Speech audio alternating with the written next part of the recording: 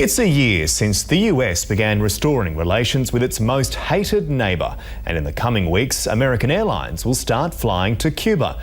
The communist island was one of the world's most isolated nations for more than half a century. Now that is about to change. Jonathan Lee recently visited Cuba for this report. From the air, Havana looks like a war-torn capital, battered and besieged. Its coastline unchanged since the days when pirates plundered her warm waters. From every angle, Cuba is a country of contrasts. An island trapped in a time warp, desperate for help, but reluctant to alter its political course. 82-year-old James Francisco dares to speak out. He remembers what life was like before America imposed its trade embargo in 1960. Was better than the hard situation up to date. That's why everyone expects and is waiting for the gate to open, only looking for a better life. The grandfather sat in the same park when Fidel Castro's party rose to power.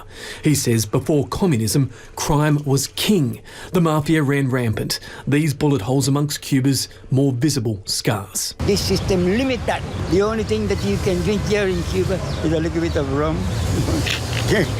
In modern Cuba, internet is sparse, as is graffiti. By day, salsa echoes from bars. Come dusk, football takes over. At night, men play dominoes in dimly lit alleyways.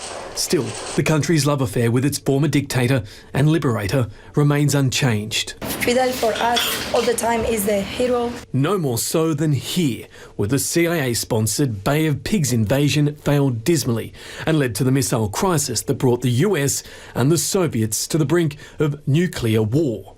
More than half a century later, Washington has finally restored diplomatic relations. I think it's better for everyone, for the economy and for the country. I think it's a big change. While tourism may be the country's future, it also has its drawbacks. Businesses which have been struggling for years are driving up prices to cash in, making everyday goods more expensive for struggling local families. The trade embargo is yet to be lifted, but Americans are arriving in droves. Canadian Matteo Speranza has been visiting for 13 years. He says with each new tourist, the old Cuba is slowly being lost. What Cuba needs will then take something away from Cuba. When you come to Havana, for example, you're thrown back 100 years. For now, muscle cars, some with nearly 1 million miles on their clocks, are what people come to see. Maybe tomorrow change again. But now, yeah, we sit and we wait. In Cuba, only the people age. For in this country, time stands still. Jonathan Lee, 10 Eyewitness News.